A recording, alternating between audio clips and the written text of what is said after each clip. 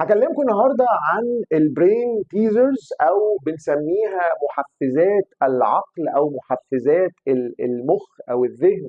ودي الحقيقه بتبقى انشطه احنا بنستخدمها اثناء البرزنتيشن قبل ما نبدا نتكلم في موضوع عميق شويه. يعني ممكن مثلا حد بيعمل حاجه ليها علاقه بالبروبلم سولفنج او بالكرييتيف ثينكينج، فمدي المجموعه اللي حاضره اكسرسايز طويل شويه.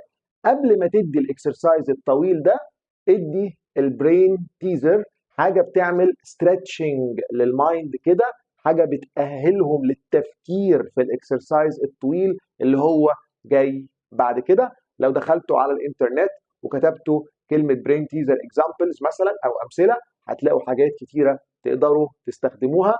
والفيديو اللي جاي ان شاء الله هتلاقوني بديكوا اكزامبل من الاكزامبلز للبرين تيزرز. سهله.